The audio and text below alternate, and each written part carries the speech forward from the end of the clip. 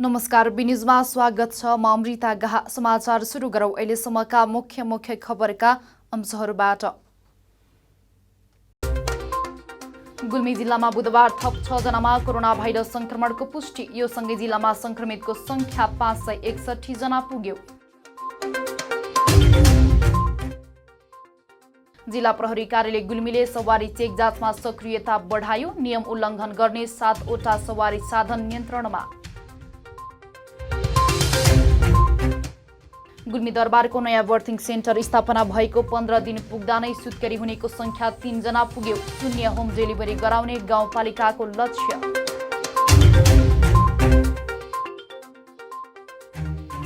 र अबको 1-2 दिनमा पश्चिम नेपालबाट मनसुन बाहिरिने सम्भावना। मनसुन बाहिरिएपछि बिस्तारै पश्चिमी वायु सक्रिय हुन्छ।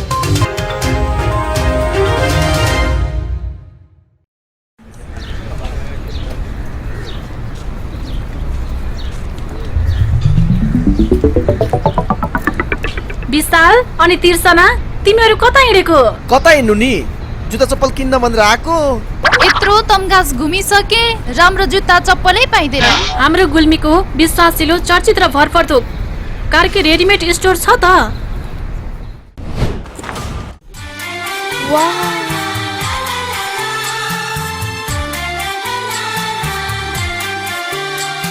हामी कहाँ Shikhar, royal, rocket, BF, black horse लगायत विभिन्न ब्रान्डका party shoes, sports shoes, school सुजका साथै लेडिज जेन्ट्स तथा बच्चाका हरेक प्रकारका फेन्सी रेडिमेड कपडाहरू, ब्यागहरू थोक तथा फुटकर मूल्यमा बिक्री गरिन्छ।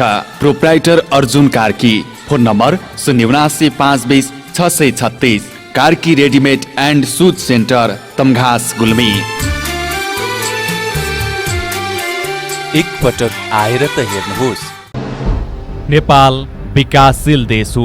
यहाँ हरेक दिन विकास निर्माणका काम भइरहेका छन्। राम्रो विकास, दिगो र गुणस्तरीय विकास तपाईँ, हाम्रो र सन्ततिको उज्जवल भविष्यको सुरुवात हो। तीव्र गतिमा भइरहेको विकासको हरेक गतिविधिमा तपाईँ हाम्रो नजर जानै पर्दछ। तपाईँ हामीले तिरेको करको सही सदुपयोग हुनै पर्दछ। त्यसैले निर्माण क्षेत्रमा के भइरहेको छ, के कस्ता समस्याहरू छन् र के गर्दा उचित हुन्छ, अब हाम्रो सरोकारको विषय बनेको छ। त्यसैले हामीले लिएर आएका छौँ जनसरोकारको कार्यक्रम।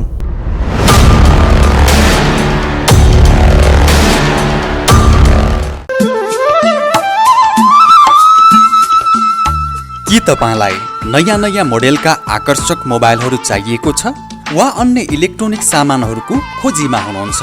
यदि हुनुहुन्छ भने आउनुहोस् तपाईँ हाम्रै मजुवा बजारमा रहेको आयुष मोबाइल सेन्टरमा।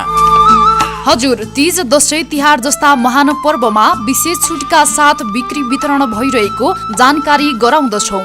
हामी कहाँ विभिन्न कम्पनीका मोडेल सहितका मोबाइल सेट, मोबाइलका charger, earphone, battery, power bank, मोबाइलका cover, radio, mixer, ceiling fan, table fan, multiplug, charger bulb, normal bulb, guarantee bulb, साना तथा ठुला साइजका बुफर, कम्प्युटरका mouse, keyboard, laptop charger, mobile र कम्प्युटर मर्मत सुपथ मूल्यमा गरिन्छ।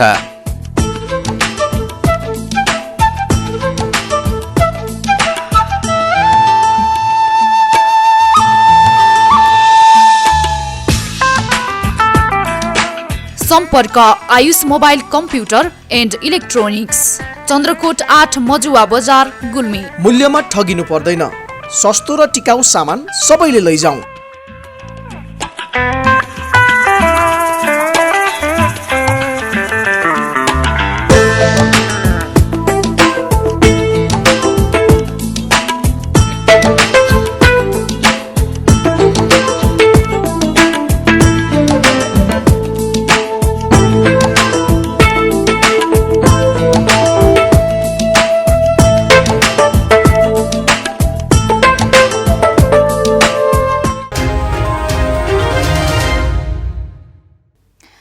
समाचार अब विस्तारमा। गुल्मी जिल्लामा बुधबार थप 6 जनामा कोरोना भाइरस संक्रमणको पुष्टि भएको छ। यो सँगै जिल्लामा कोरोना संक्रमितको कुल संख्या 561 जना पुगेको स्वास्थ्य कार्यालय गुल्मीका परिवार नियोजन सुपरभाइजर गोपाल बहादुर कार्कीले जानकारी दिनुभएको छ। संक्रमित हुनेहरूमा 5 जना रेसुङ्गा नगरपालिकाका र 1 जना धुर्कोट गाउँपालिकाको रहेको कार्कीले बताउनु भएको छ। उनीहरूको PCR रिपोर्ट रेसुङ्गा कोभिड प्रयोगशालामा परीक्षण भएको कार्कीको भनाइ छ। हालसम्म जिल्लामा संक्रमित मध्ये 459 जना उपचारपछि निको भएर घर फर्किएका छन् भने 4 जनाको यसअघि नै ज्यान गइसक्यो। गुल्मीमा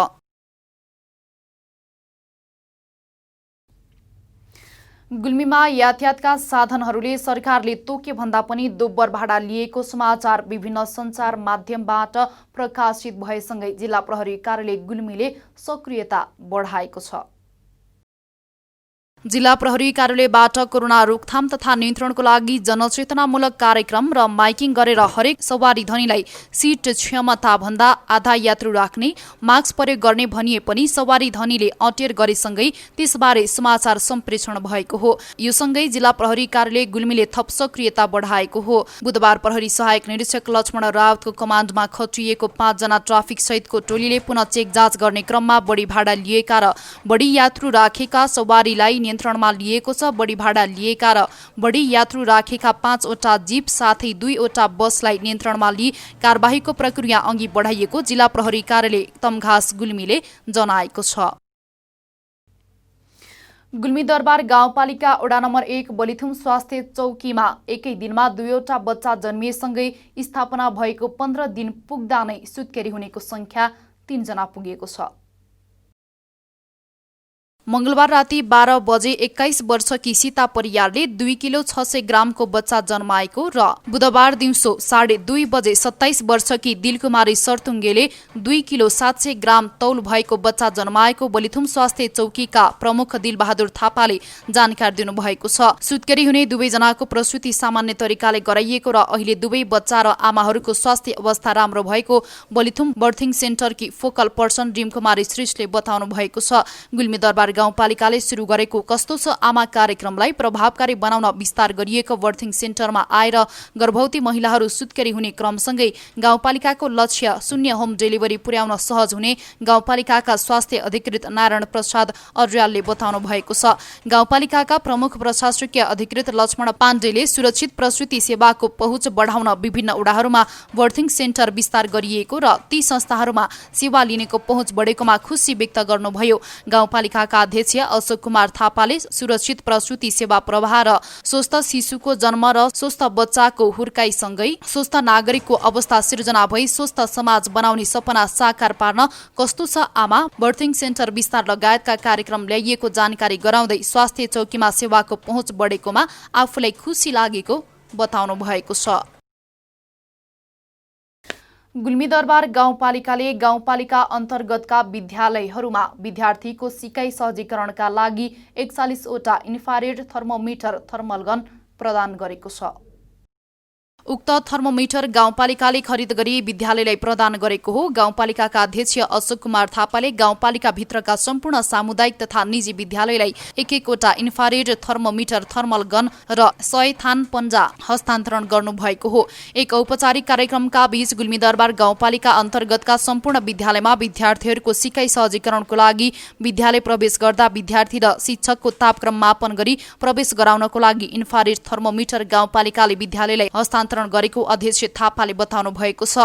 कोभिड-19 को संक्रमण रोकथाम तथा नियन्त्रणको लागि आवश्यक पर्ने ज्वरो मापन गर्ने यन्त्र इन्फ्रारेड थर्मोमिटर थर्मल गन मार्फत विद्यार्थी र शिक्षकहरूको दैनिक शरीरको तापक्रम मापन गर्नको लागि सहयोग भई सुरक्षित रूपमा सिकाइ व्यवस्थापन हुने गाउँपालिकाले अपेक्षा लिएको स्वास्थ्य अधिकृत नारायण प्रसाद अर्यालले बताउनु भएको छ। कोभिड-19 को संक्रमण रोकथाम इन्फ्रारेड थर्मोमिटरको प्रयोग गर्ने तरिका लगायतको विषयमा सहजीकरण गर्दै स्वास्थ्य अधिकृत अर्याल हाल गुल्मी दरबार गाउँपालिकामा कोभिड-19 को संक्रमण संख्या 0 रहेको र आगामी दिनमा पनि स्थानीय स्वास्थ्य कर्मीहरू, शिक्षकहरू, जनप्रतिनिधि, बुद्धिजीवी, समाजसेवीहरू लगायत आम जनता सचेत रहनुपर्नेमा जोड दिनु भएको छ। कोभिड-19 रोकथाममा शिक्षकको पनि महत्त्वपूर्ण भूमिका रहेको उहाँले बताउनुभयो।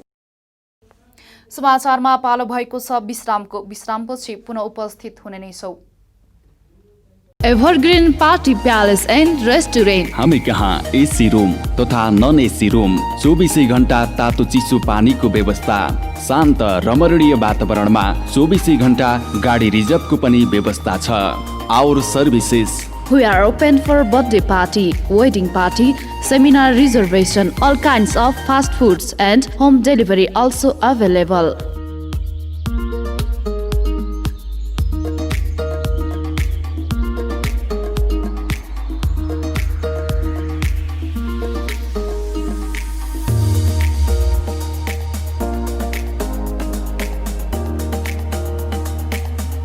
Contact number 0795208664, proprietor Jabindra Basnet 9857064004, Prakash Basnet 9841972733। Evergreen party palace and restaurant, Resunga नगरपालिका 1 हस्पिटल लाइन गुल्मी, जिल्ला कारागारको ठिक माथिपट्टि। ओहो मित्र, आज त पैसाको बाहरै बाहर छ त। होइन, बाइक किन्ने भनेको पैसा नै पुगेन यार। नयाँ होइन तर नयाँ भन्दा कम्पनी छैन। आउनुहोस्, अब तपाईँले खोजेकै रेटमा नयाँ तथा पुराना मोटरसाइकल खरिद बिक्रीको लागि रेसुङ्गा रिकन्डिसन हाउसमा। विभिन्न कम्पनीका मोटरसाइकल खरिद बिक्रीका लागि हामीलाई सम्झनुहोस्। सम्पर्कका लागि Resunga recondition Tamghas Gulmi. Phone number 9861719976 र 9847266136। एक पटक चलाएर त हेर्नुहोस्। 21औं शताब्दीमा दुनियाँ धेरै कुरामा फड्को मारेको छ। विज्ञानको प्रगतिले संसारलाई एक मुठीमा सीमित गरिदिएको छ। मानिसहरू आधुनिक जीवनशैलीमा ढल्दै गइरहेका छन्। आफ्नो आर्थिक क्षमता अनुसारको सुख सुविधा सहित जीवन जिउन सक्ने भएका छौं। तर आधुनिकताको नाममा ज्येष्ठ नागरिक प्रतिको क्रूर व्यवहार डरलाग्दो रूपमा देखा परिरहेको छ। यदि तपाईँको जीवनकालमा आमा बुबा वृद्ध आश्रमको शरण लिन बाध्य छन् भने तपाईँको जीवनको कुनै अर्थ हुँदैन। कुनै समयका जाँगरिला युवा आज हाम्रो माझ वृद्ध वृद्धाको उमेरमा पुगेका छन्। आउने समयले हामीलाई पनि वृद्ध वृद्धा बनाइदिनेछ। त्यसैले ज्येष्ठ नागरिक प्रति भावनात्मक र आत्मीय व्यवहार गर्न नितान्त आवश्यक छ। हरेक विषयवस्तुलाई समेटेर वृद्ध वृद्धाको जीवनका उताप चढावको लागि बी टेलिभिजन प्रस्तुत गर्दछ कार्यक्रम पुरानो पुस्ता, एक भिन्न टेलिभिजन कार्यक्रम।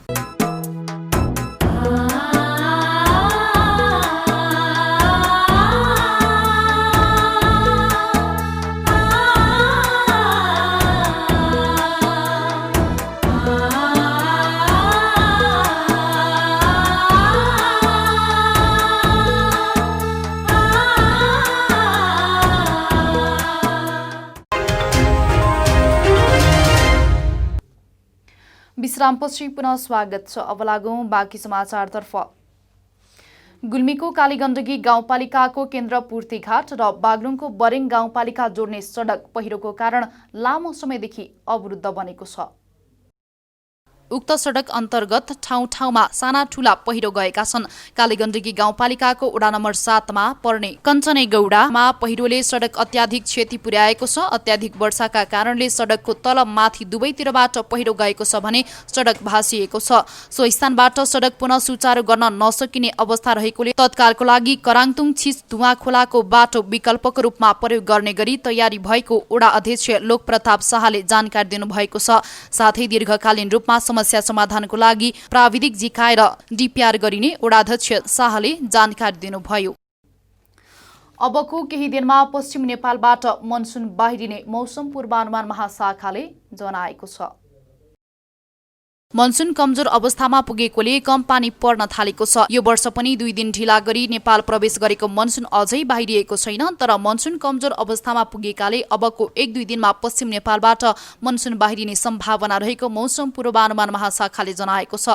नेपालमा पूर्वबाट प्रवेश गरेर मध्य हुँदै पश्चिमसम्म फैलिएर 3.5 महिना सक्रिय हुने मनसुन पश्चिमबाट मध्य हुँदै पूर्वबाट नै बाहिरिने महाशाखाका मौसमविदले बताएका छन्। तर सामान्यतया जुन 10 तारिखमा नेपाल भित्रिएको मनसुन सेप्टेम्बर 23मा नेपालबाट बाहिरिनु पर्ने भए पनि केही वर्ष यता ढिला भित्रिएर ढिला नै बाहिरिन थालेको छ। मनसुन सकिएपछि बिस्तारै पश्चिमी वायु सक्रिय हुन्छ।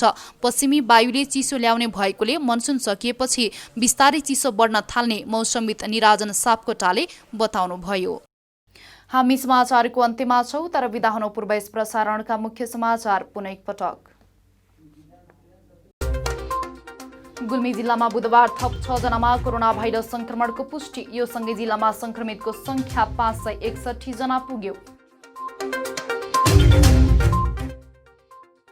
जिल्ला प्रहरी कार्यालय गुल्मीले सवारी चेक जाँचमा सक्रियता बढायो। नियम उल्लङ्घन गर्ने 7 वटा सवारी साधन नियन्त्रणमा।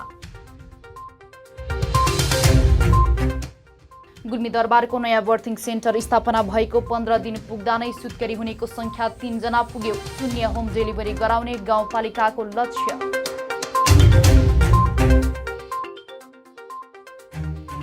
र अबको 1-2 दिनमा पश्चिम नेपालबाट मनसुन बाहिरिने सम्भावना। मनसुन बाहिरिएपछि बिस्तारै पश्चिमी वायु सक्रिय हुन्छ।